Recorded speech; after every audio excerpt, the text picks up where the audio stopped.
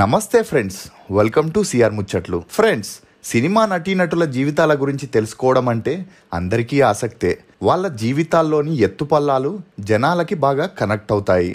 ఇప్పుడైతే social media వల్ల చిన్న చిన్న విషయాలు వెంటనే పాకిపోతున్నాయి. ఇదిలా ఉండగా మంచి నటిగా గుర్తింపు పొందాలని చాలా మంది యువతలు సినిమా ఇండస్ట్రీని ఎంచుకుంటున్నారు. మంచి హీరోయిన్ గా గుర్తింపు పొందాలనే తపనతో ఇండస్ట్రీలో అడుగు పెడుతున్నారు. అయితే అవకాశాలు రాకపోవడంతో బ్రతికేందుకు కష్టమవుతుండడం, లగ్జరీ లైఫ్ కి అలవాట్లయి తప్పుడు దారులు తొక్కుతున్నారు. అయితే వీరికి కొందరు డబ్బు ఆశ చూపించి వ్యభిచార కూపంలోకి దింపుతున్నారు. ఇక తప్పదన్నట్టుగా ఈ యువతలు కూడా వ్యభిచారం చేస్తున్నారు. అలా వ్యభిచారం చేస్తూ పోలీసులకు పట్టుబడిన నటీమణుల గురించే ఈ వీడియోలో తెలుసుకోబోతున్నాం. మొదటిగా తొలి చిత్రంతోనే ఓవర్ నైట్ స్టార్ అయిపోయి ఎన్నో కళలతో కళారంగానికి వచ్చి తప్పు చేసే వారికి కనువిప్పు కలిగించే కథగా మిగిలిపోయింది. ఆమె హీరోయిన్ శ్వేతా బసు ప్రసాద్. కొత్త బంగారు లోకం చిత్రం ఈమెకు ఎనలేని కీర్తినిచ్చింది. ఆ తర్వాత డబ్బుని ఎక్కువగా సంపాదించాలని వ్యభిచారాన్ని మొదలెట్టింది. అలా అనుకోకుండా హైదరాబాద్ హోటల్లో వ్యభిచారం చేస్తూ పోలీసులకు పట్టుబడింది. ఈ విషయం అప్పట్లో ఇండస్ట్రీలో సంచలనంగా మారింది. ఆ తర్వాత తెలుగు ఇండస్ట్రీకి గుడ్ బై చెప్పేసి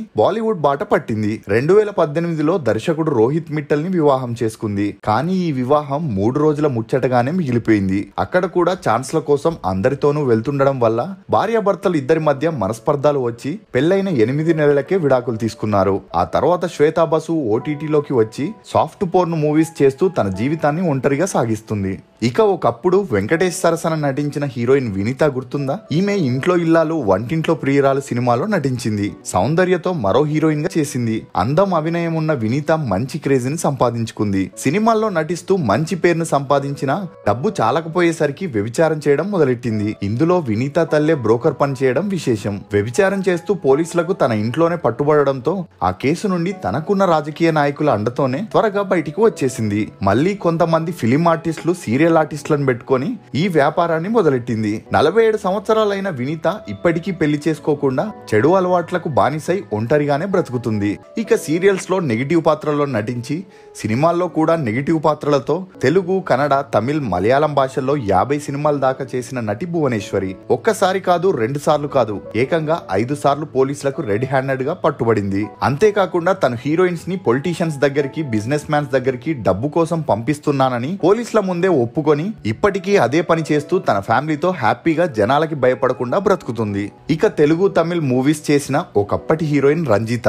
ఈమె శుభాకాంక్షలు, శ్రీరాములయ్య, అదిరింది గురు మూవీస్ తో తెలుగు ప్రేక్షకులకు దగ్గరైంది. కానీ మూవీస్ లో ఛాన్సులు తగ్గడంతో తన ఆర్థిక పరిస్థితిని మెరుగుపరచడం కోసం నిత్యానందకి పర్సనల్ శిష్యురాలిగా తన దగ్గర జాయిన్ అయింది. మంచిగా సంపాదించింది. కారు, బంగ్లా అన్ని కొనుక్కుంది. కానీ ఈమె నిత్యానందతో ఉన్న ప్రైవేట్ వీడియో ఒకటి బయటికి రావడంతో ఈమె మీద కేసు ఫైల్ చేసి పోలీసులు ఈమెను అరెస్ట్ చేయడం, రిమాండ్ కు పంపించడం జరిగింది. ఈ న్యూస్ అప్పట్లో చాలా వైరల్ గా మారింది. ఈ కేసులో పట్టుబడడంతో తన భర్త ఈమెకు విడాకులు ఇచ్చేశాడు. ఇప్పుడు ఈమె ఒంటరిగానే ఉంటుంది. ఇక షెర్లిన్ చోప్రా అనే హిందీ యాక్ట్రెస్ కూడా ఒక ఫామ్ హౌస్ లో గ్రూప్ పార్టీ చేస్తూ అక్కడికి మోడల్స్, హీరోయిన్స్ ని పార్టీకి రప్పించుకొని వాళ్లతో డబ్బు కోసం వ్యభిచారం చేపించింది. ఇలాంటి పార్టీల్లో అమ్మాయిలను లైన్ లో నిల్చోబెట్టి businessman, film industry persons కి నచ్చిన అమ్మాయికి అక్కడే రేట్ పలికి తీసుకొని వెళ్లడం. అలా వ్యాపారం చేస్తూ షెర్లిన్ చోప్రా పోలీసులకు పట్టుబడింది. ఆ తర్వాత విడుదలై మళ్లీ నటిగా అవకాశాలు లేకపోయేసరికి అదే వ్యాపారాన్ని ఇప్పుడు కొనసాగిస్తుంది. ఇక తెలుగు సీరియల్స్ తో, సినిమాలతో ప్రేక్షకులకి ఎంతో దగ్గరైన నటి కిన్నెర.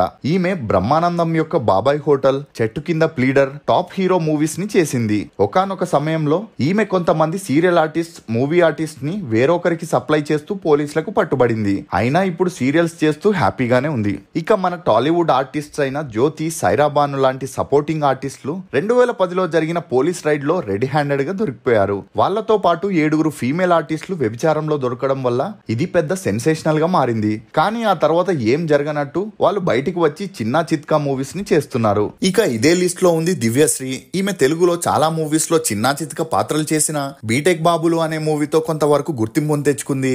కానీ ఆ తర్వాత ఛాన్సులు రాకపోయేసరికి ఈమె ఇంటి ఆర్థిక ఇబ్బందుల వల్ల వ్యభిచారం చేయడం మొదలెట్టింది. అలా గుంటూరులో ఒక హోటల్లో నెల రోజుల వరకు ఆ హోటల్లోనే ఉండడంతో హోటల్ సిబ్బందికి డౌట్ వచ్చి పోలీసులకు ఇన్ఫార్మ్ చేయడం జరిగింది.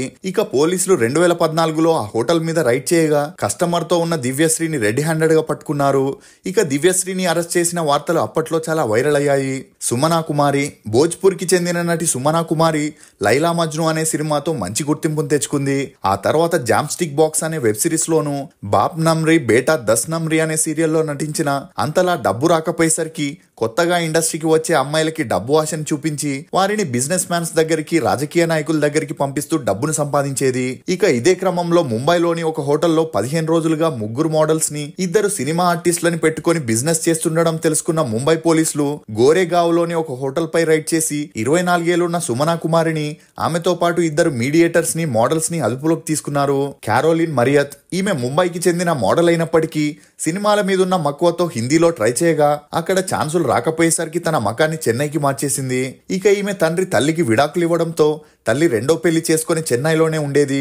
అలా క్యారోలిన్ 3 మూవీస్ లో హీరోయిన్ గా చేసిన ఆ మూవీస్ రిలీజ్ అవ్వకపోయేసరికి కొన్ని జ్యువెలరీ, టెక్స్టైల్ యాడ్స్ లో నటించగా అందులో అంతలా డబ్బు రాకపోయేసరికి ఈమె తల్లి మరియు స్టెప్ ఫాదర్ ఈమెతో డబ్బు కోసం వ్యభిచారం చేయించడం మొదలెట్టారు. కానీ అక్కడ చుట్టుపక్కల ఉండే వారికి వీరి మీద అనుమానం వచ్చి పోలీసులకు ఇన్ఫార్మ్ చేయగా 2015లో క్యారోలిన్ ని, ఆమె తల్లిని మరియు స్టెప్ ఫాదర్ ని అరెస్ట్ చేయడం జరిగింది.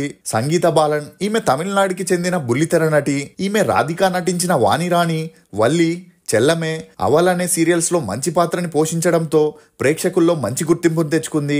కానీ ఈమె ఆర్థిక పరిస్థితుల వల్ల సీరియల్స్ లో నటించేందుకు వచ్చే అమ్మాయిలకి డబ్బు వల వేసి వారిని రాజకీయ నాయకుల దగ్గరికి, బిజినెస్ మ్యాన్స్ దగ్గరికి పంపిస్తూ బాగా డబ్బు సంపాదించేది. అంతేకాకుండా వీరిని తన ఇంట్లోనే పెట్టుకుని బిజినెస్ చేయడంతో పోలీసులకి ఈమె మీద అనుమానం వచ్చి ఒకసారి ఇంటి మీద రైడ్ చేయగా రెడ్ హ్యాండెడ్ గా కస్టమర్ తో దొరకడంతో సంగీత బాలన్ని, ఆమెతో పాటు 5 సీరియల్ నటీమణుల్ని కూడా అరెస్ట్ చేయడం జరిగింది. శ్రావణి ఈమె తెలుగులో హిమబిందు, లయ అనే సీరియల్స్ లో చేసి కొంతవరకు ఫేమ్ ని తెచ్చుకుంది. ఇక ఈ పాపులారిటీతోనే మాదాపూర్ లో ఉండే తన ఫ్లాట్ లో వ్యభిచార బిజినెస్ ని చేయడం మొదలెట్టింది. అలా పక్క ఫ్లాట్ లో ఉండేవారు ఈ విషయాన్ని పోలీసులకి చెప్పగా 2013లో శ్రావణితో పాటు సంజయ్ జయరామ్ అనే బిజినెస్ మ్యాన్ ని 2 లక్షల క్యాష్ తో అదుపులోకి తీసుకోవడం జరిగింది.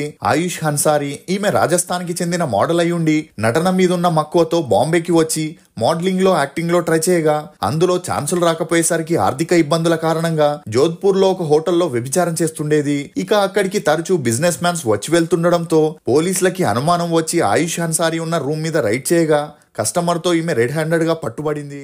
ఇది ఫ్రెండ్స్ వ్యభిచారంలో పట్టుబడిన కొంతమంది నటీమణులు. ఈ వీడియో పైన మీ అభిప్రాయాన్ని కమెంట్ సెక్షన్ లో తప్పకుండా తెలియజేయండి. For more interesting videos please subscribe to CR ముచ్చట్లు. Thank you.